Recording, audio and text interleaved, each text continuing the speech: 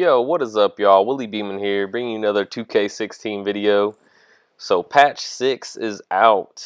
So I've played on 2K since the patch came out. Kind of got to see what's going on. So just to go over what happened in patch 6, if you're not aware, basically the two things that happen that are going to affect most people are there's no more speed boosting. So anybody that's doing the Kobe Bryant escape, any kind of signature size up speed boosting, it's all gone. It's dead. So that's going to be the big thing that affects almost everyone that plays 2K. And then the second one is going to be Pro-Am specific, basically. So they nerfed the Break Starter badge, which I covered in my my badge video for Big Men, which was by far the most OP badge. It needed to be nerfed, but I'll kind of get into my opinions on what they did in a little bit. First, I'm gonna start up with the speed boosting. So with the speed boosting, it makes sense that they wanted to patch this, but I'm pretty surprised about it, honestly. You could only speed boost in the park, basically. You could speed boost in Pro-Am, but nobody cared, just because you could lock that down pretty easy, and you had to be pretty small to speed boost in the Pro-Am. Which is kind of funny because the speed boosting really wasn't that big of a deal whenever 2K was out for a month or two. People really didn't know much about speed boosting. And the game was fun, everybody had a good time, and then as soon as people figured out how to speed boost, I mean, it just became rampant. If you didn't know how to speed boost, you were kind of in trouble. Or if you played with, if you made a shooting guard, and it was like, ah, crap, I made a shooting guard that's 6'2" or something like that. He's pretty much useless whenever I got point guards over here speed boosting. So one of the benefits to this patch is you're going to be able to break out those players that you might have made. You got a shooting guard that you wanted to play with, but you had to switch to your point guard just because he could speed boost. Well, now you can bring out those shooting guards, those small forwards. It's going to be a little bit more realistic. I really don't have a problem with them taking out the signature size up speed boosting. Just because that's really not my style of play. I don't know if you guys have watched my other videos. I'm more of a team basketball kind of guy. I like to pass the ball. I don't dribble too much.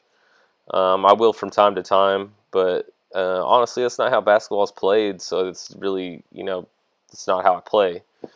So it doesn't bother me that much. I never really was bothered by people that speed boosted too. I mean, really, it wasn't that hard to guard. In 2K15, the cheese was really tough just because defense sucked on that game. Trying to guard anybody on that game was a nightmare. I used to be able to just lock up people and then they would shoot my face and just make it every time. So now on 16, you can lock somebody up, especially now that they can't speed boost. I mean, defense is going to be the name of the game. So I'm a little bit excited about that just because I know I got clamps. Really, the funniest thing is as soon as this patch came out, me and my boys were like, let's go to the stage. So that was the first place we went to the stage, and we started killing people. We didn't play too much. We went 2-1. In the second or the third game, we were trying to gather together Pro-Am players anyway, so we really didn't care. But the break starter patch is really what I want to get into. So I played 6 or 7 games of Pro-Am since this patch came out, and I have some details on it that most people really haven't covered. So they've really nerfed the break starter badge, and I know it's really going to hurt a lot of people, mostly because the way that they built their MyPlayer. Most people were doing the 12 to 14 bars in Playmaker to get that break starter, depending on whether you use like attribute boost or something like that to try to get it, and then putting their attributes into other things like jump shooter or something like that. Well, if you were one of those people that only have 14 bars in your Playmaker with break starter, you got screwed by this patch. So me and my boy, get this work. We were playing in the pro-am. He's got, I think, 14 bars in his Playmaker, and this guy could not throw a down court pass to save his life. And he was missing passes that really weren't even full. They weren't full court passes at all. I mean, they were like from, the goal to just past half court, and he was still throwing them away. But on the other hand, I have my guy with the Playmaker completely maxed out.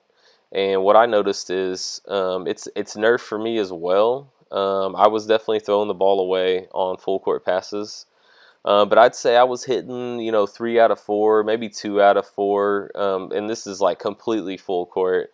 And then anything that was just beyond half court, I was hitting every time. So it's really given me the benefit for going ahead and maxing out my Playmaker compared to everybody else. But it's definitely nerfed a lot of the fast break buckets. We had several games that were like 60 to 30, just because you had to get the rebound and you had to slow it down. There was really no fast breaking it at that point because we were getting so many turnovers. I think one game that we played in, we had 15 turnovers combined between me and the other big man. So it was killing us trying to get used to it. But really, that's pretty much all I wanted to cover. It's really been cracking me up watching these other videos and trying to get an idea of what other people think. And, I see a lot of people breaking out 2K15. It cracks me up because that game was fun, but it was awful compared to 2K16. I mean, if you go back and play that game and you think it's funner than 2K16, you're crazy. This game is so much more balanced. I mean, there was no defense on 2K15. There's definitely some things that 2K15 did better than 2K16, but they're very rare. So that's just my opinions and stuff. Let me know in the comments whether you think this patch fixed the game or if you think you broke the game. I mean, everybody's got really strong opinions about this patch. It's definitely one of the most controversial patches that's come out in quite a while. So let me know what you think. And this is Willie Beeman, and I'm out. Thanks.